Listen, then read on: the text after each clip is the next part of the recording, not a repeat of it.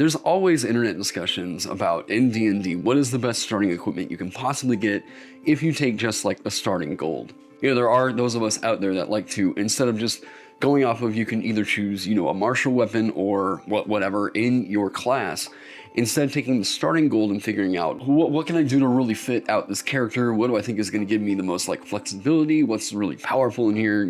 Like we like to get creative.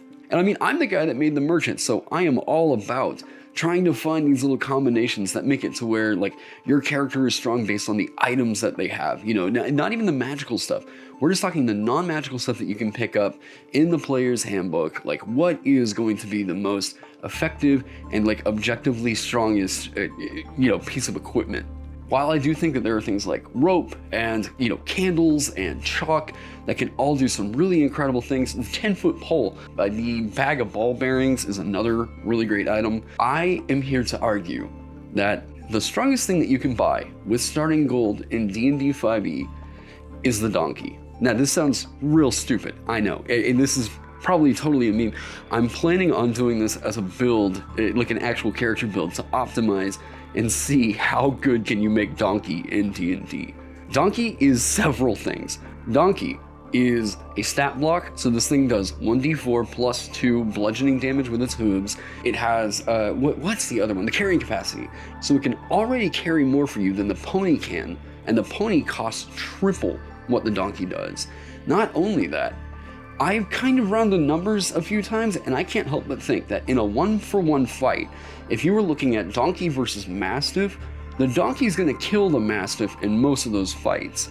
It has more hit points at 11 compared to the mastiff's 5. And yeah, while the armor class might be a little bit lower, I think if you're running these two, just considering action economy, you're gonna find out that Donkey kills Mastiff in most fights. And it has a direct counter to one of the most powerful parts of the Mastiff stat block. The Donkey, also at 8 gold pieces, can carry 420 pounds of equipment for you, so if you don't want to get overburdened, I don't know, if you're like one of the 2 tables that actually uses encumbrance rules, I feel like Donkey is going to be even better than a bag of holding. We're talking about something for 8 gold pieces that can hold, 80 pounds less than a bag of holding? Like, that's ridiculous. So an adult donkey can weigh anywhere from 180 to 1,100 pounds.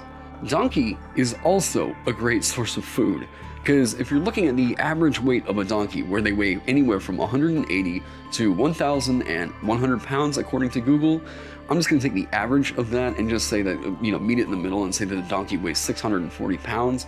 And I'm just going to take half of that and say 320 pounds of that can be harvestable meat.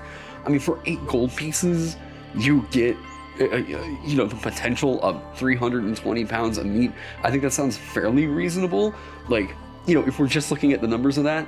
But that means that you have 320 days worth of food with 1 donkey at 8 gold pieces. And whenever I brought this up with other people, like I sent this over to AJ and I was like, am I right? Is donkey that good? And he's like, he said the old faithful ass, people have known that like the donkey is actually kind of a powerhouse in terms of starting equipment.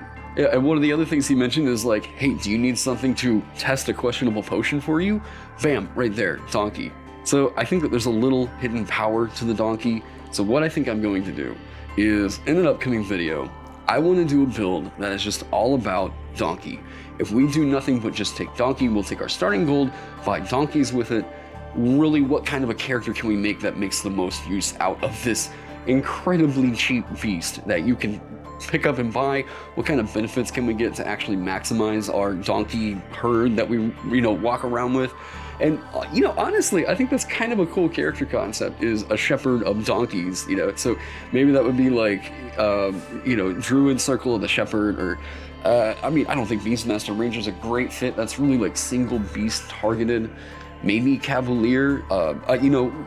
Donkey as a mount is kind of restricted in that you can only really, ride it if you're playing a halfling, goblin, kobold, or gnome. I think those are there may be another, maybe Grung? Well, no, I think even Grung, you would wind up poisoning the donkey, right? But in any case, there is like stuff that you can buy. You can pick up barding to outfit your donkey, get their armor class up. I'm sure that there are magic items out there that you can eventually get to your donkey, and your donkey can be super fast. You can cast Spider Climb on it while you're riding your donkey, and then now your donkey's this horrifying. Yeah, it was just funny because I was crunching the numbers on this for a future video idea on starting equipment and trying to think, all right, what are the, what's the good way to maximize this? And then I thought, okay, in the 3 tiers of gameplay, we have combat, exploration, and social interaction. I can't help but think that there are features that would make it to where Donkey is going to help you excel at those three pillars of gameplay. I can't help but think that there are situations and there are features, there are spells that can make it to where Donkey is going to be an incredibly cheap, incredibly useful, and somewhat disposable,